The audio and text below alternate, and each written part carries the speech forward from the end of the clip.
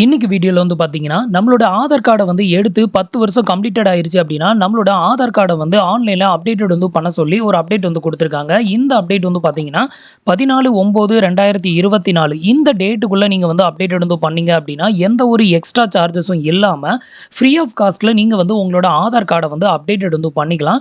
அப்படி நீங்க வந்து அப்டேட்டட் வந்து பண்ணாம இந்த டேட் வரைக்கும் நீங்க வந்து வச்சுட்டே இருந்தீங்க அப்படின்னா, இந்த டேட்டுக்கு அப்புறமா நீங்க வந்து அமௌண்ட் பே பண்ணி தான் வந்து உங்களோட ஆதார் கார்ட வந்து அப்டேட்டட் வந்து பண்ற மாரி இருக்கும். ஒருவேள அதையும் நீங்க பண்ணாமயே வச்சுக்கிட்டு இருந்தீங்கன்னா, உங்களோட ஆதார் கார்டு வந்து வேலிடேஷன் ஆகாது. நீங்க எங்கேயாவது உங்க ஆதார் கார்ட யூஸ் பண்ணும்போது, இத ஃபர்ஸ்ட்டு அப்டேட்டட் வந்து பண்ணிட்டு வாங்க அப்படின்னு சொல்லி ரிஜெக்டட் பண்ணுவாங்க. அதனால வந்து பார்த்தீங்கன்னா, உங்களோட ஆதார் கார்ட எடுத்து 10 வருஷம் கம்ப்ளீட்டட் ஆயிருச்சு அப்படின்னா, கண்டிப்பா உங்களோட ஆதார் கார்ட வந்து நீங்க ஆன்லைன்ல போயிட்டு அப்டேட்டட் வந்து பண்ணிக்கோங்க.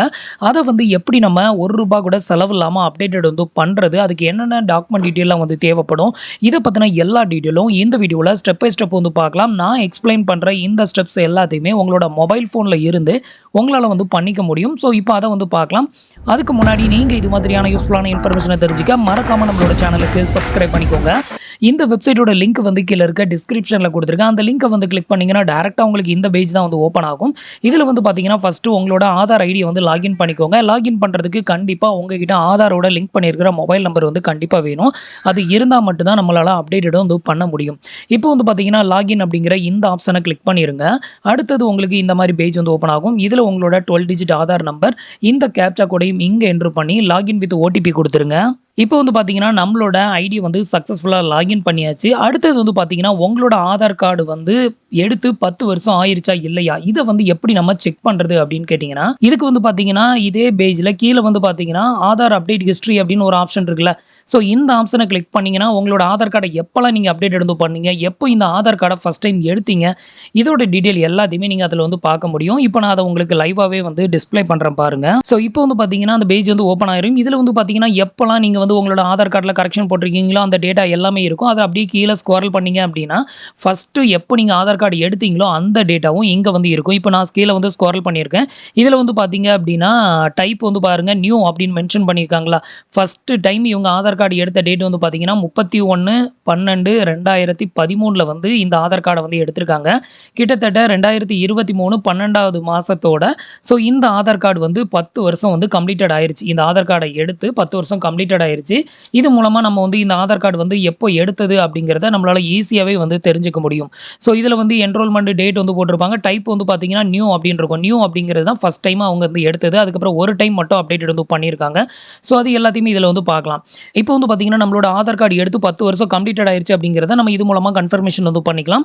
அடுத்தது நம்மளோட ஆதார வந்து அப்டேட்டட் வந்து பண்றதுக்கு இதுல ஃபர்ஸ்ட் ஆப்ஷன் வந்து பார்த்தீங்கன்னா, டாக்குமெண்ட் அப்டேட் அப்படின்னு ஒரு ஆப்ஷன் இருக்குல்ல. இந்த ஆப்ஷன வந்து கிளிக் பண்ணிக்கோங்க. இந்த ஆப்ஷன கிளிக் பண்ணீங்க அப்படின்னா, அடுத்தது உங்களுக்கு இந்த மாரி தான் இன்டர்ஃபேஸ் வந்து ஓப்பன் ஆகும். இந்த சர்வீஸ 14/9/2024 வரைக்கும் ஃப்ரீ ஆஃப் காஸ்ட்ல நீங்க வந்து அப்டேட்டட் வந்து பண்ணிக்கலாம் அப்படிங்கிறத இங்க வந்து குடுத்திருப்பாங்க. இப்போ வந்து நெக்ஸ்ட் அப்படிங்கிற ஆப்ஷன கிளிக் பண்ணிருங்க. அடுத்தது மறுபடியும் வந்து நெக்ஸ்ட் குடுத்துக்கோங்க. அடுத்தது வந்து பார்த்தீங்கன்னா, உங்களோட டீட்டெயில், உங்களோட நேம், உங்களோட ஜெண்டர், உங்களோட டேட் ஆஃப் பர்த், உங்களோட அட்ரஸ் டீட்டெயில் எல்லாமே ஷோ ஆகும். இது எல்லாம் கரெக்ட்டா இருக்குதா அப்படிங்கிறத செக் பண்ணிட்டு, ஐ verify that's above detail are correct அப்படின்னு குடுத்திருப்பாங்க. இந்த ஆப்ஷன டிக் பண்ணி விட்டுக்கோங்க.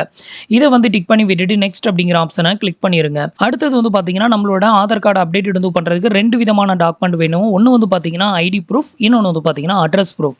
ஐடி ப்ரூஃப்க்கு வந்து பார்த்தீங்கன்னா, நீங்க என்னென்ன டாக்குமெண்ட் எல்லாம் வந்து அப்லோட் வந்து பண்ணலாம் அப்படின்னு கேட்டீங்கன்னா, இதுல வந்து பார்த்தீங்கன்னா, உங்களுக்கு இந்த ஆப்ஷன கிளிக் பண்ணோம் அப்படின்னா, எந்த டாக்குமெண்ட்ட செலக்ட் பண்றது அப்படின்னு இதுல நெறைய ஆப்ஷன் வந்து குடுத்திருப்பாங்க. இதுல உங்ககிட்ட எந்த டாக்குமெண்ட் இருக்குதோ அத வந்து நீங்க செலக்ட் பண்ணிக்கலாம். உங்ககிட்ட வோட்டர் ஐடி வந்து இருந்ததுன்னா, அத வந்து அப்லோட் பண்ணலாம். அது வோட்டர் ஐடியா இருந்தாலும் சரி, பிசிக்கல் வோட்டர் ஐடியா இருந்தாலும் சரி, அதே மாரி பான் கார்டு இருந்தா அப்டேட்டட் வந்து பண்ணலாம். நெக்ஸ்ட் வந்து ration card, passport, Kisan photo, அப்புறம் வந்துட்டு டிரைவிங் லைசென்ஸ், அதுக்கப்புறம் வந்துட்டு டிசபிலிட்டி சர்டிஃபிகேட். இதுல வந்து உங்ககிட்ட எந்த டாக்குமெண்ட் இருக்குதோ அத வந்து அப்லோட் பண்ணி நீங்க வந்து பண்ணலாம்.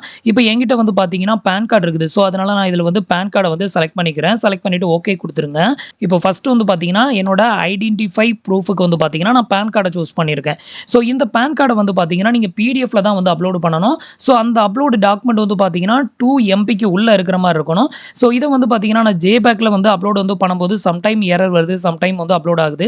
அதே மாரி பிஎன்ஜில அப்லோட் பண்ணாலும் வந்துட்டு சப்போர்ட் பண்ண மாட்டேங்குது. ஆனா பிடிஎஃப்ல நம்ம அப்லோட் வந்து பண்ணும்போது ஈஸியா அப்லோட் ஆகுது. அதனால முடிஞ்ச வரைக்கும் வந்து பார்த்தீங்கன்னா, உங்களோட டாக்குமெண்ட்ட ஃபர்ஸ்ட் 2 எம்பிக்கு உள்ள பிடிஎஃப்பா கன்வெர்ட் பண்ணி வச்சுக்கோங்க. இப்போ நான் வந்து அத வந்து கன்வெர்ட் பண்ணி வச்சிருக்கேன். நான் வந்து இப்போ அப்லோட் பண்ணி காமிக்கிறேன். இப்போ வந்து பார்த்தீங்கன்னா, கன்டின்யூ டூ அப்லோட் அப்படிங்கிற ஆப்ஷன கிளிக் பண்ணிருங்க. இப்போ வந்து பார்த்தீங்கன்னா, நான் வந்து என்னோட பான் கார்ட வந்து அப்லோட் பண்ணியிருக்கேன் பாருங்க. ஸோ இது மாரி அப்லோட் பண்ணும்போது இந்த இது வந்து பார்த்தீங்கன்னா, கிரீன் கலர்ல மாறணும். 100% அப்படின்னு வந்து வரணும். அப்பதான் வந்து பார்த்தீங்கன்னா, நம்ம அப்லோட் பண்ண டாக்குமெண்ட் கரெக்ட்டா அப்லோட் ஆயிருக்கு அப்படின்னு அர்த்தம். அடுத்தது வந்து பார்த்தீங்கன்னா, நம்மளோட அட்ரஸ் ப்ரூஃப்க்கு ஏதாவது ஒரு டாக்குமெண்ட் வந்து அப்லோட் பண்ணணும்.